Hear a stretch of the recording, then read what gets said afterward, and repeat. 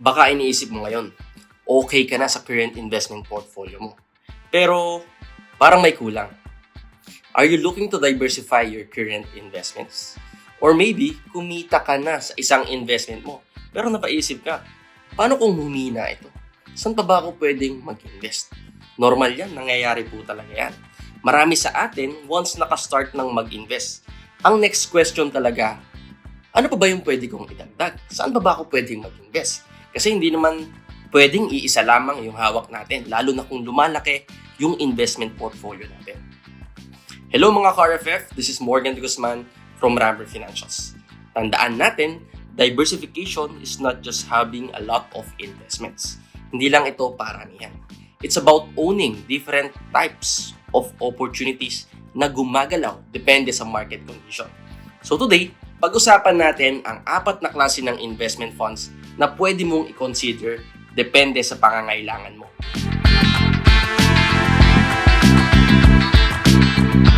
First investment, income-paying funds. Yung gusto mong may pumapasok sa yung income regularly.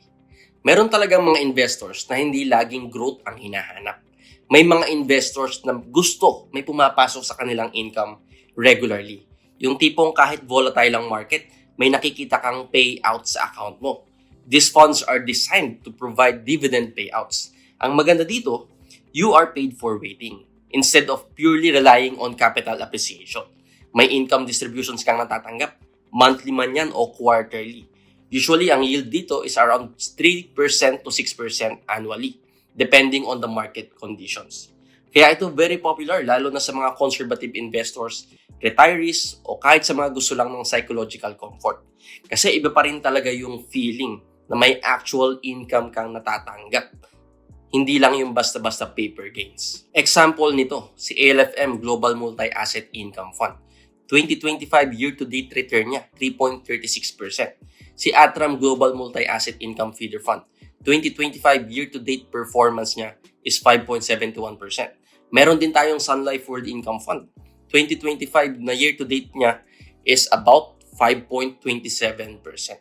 These funds invest in diversified global assets with income objectives. Pero reminder lang dividends are not guaranteed. Market-based pa rin yan. May risk pa rin, may fluctuation pa rin na pwedeng mangyari. Kaya dapat align pa rin yan sa risk profile mo. Kung ang need mo ay stability at cash flow, this type of fund can help address that. Second type of investment, yung mga Asia-focused funds. Kung feeling mo masyado ka ng heavy sa US position mo. Next, Asia-focused funds. Let's be honest, maraming portfolios ngayon ang heavily exposed sa US, especially sa tech industry. Maganda naman talaga yung performance ng US recently. Pero minsan mapapaisip ka rin masyado na ba akong concentrated sa bansang ito? At the same time, si Asia, they're quietly transforming.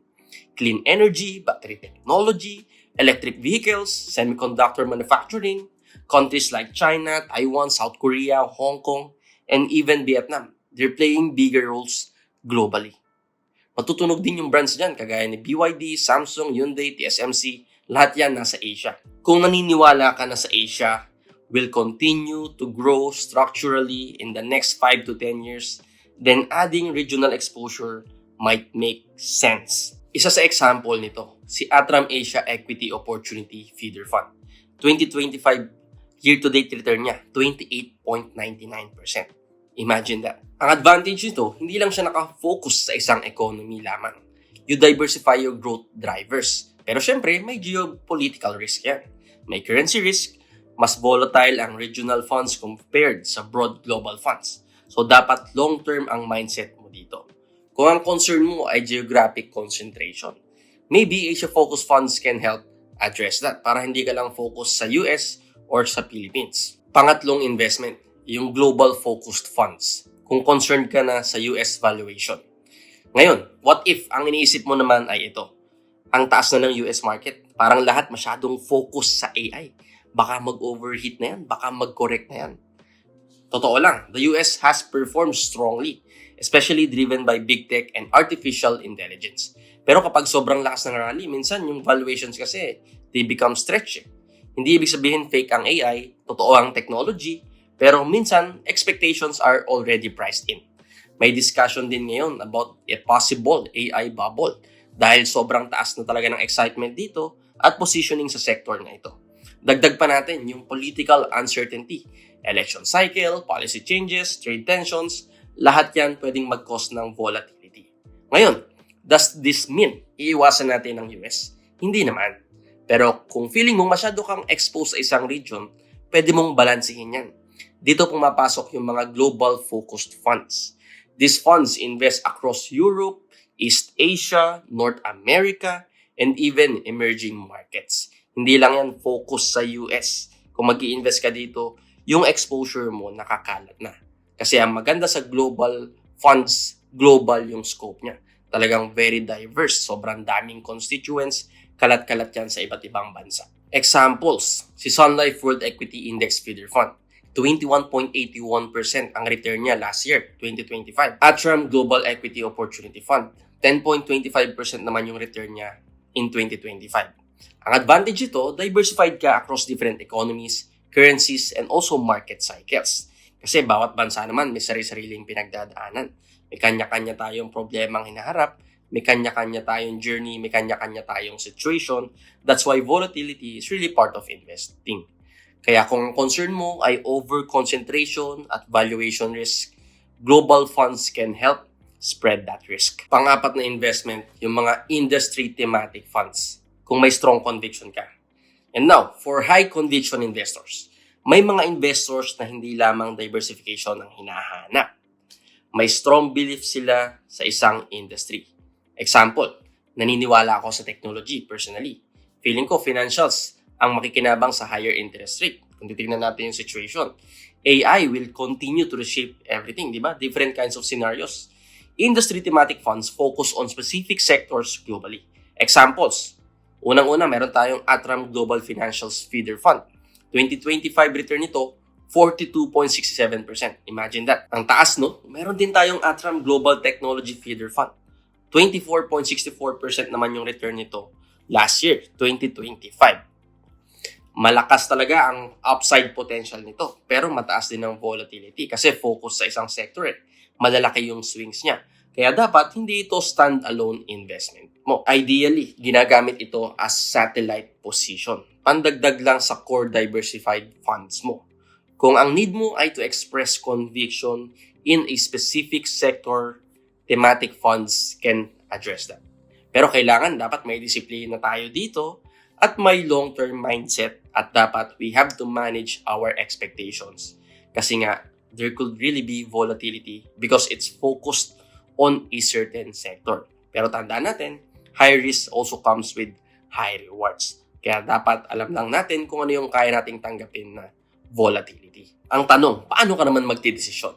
So bago ka magdagdag, pinakamaganda, tanungin mo muna yung sarili mo. Ano ba yung hinahanap mo? Income ba ang kulang sa portfolio mo?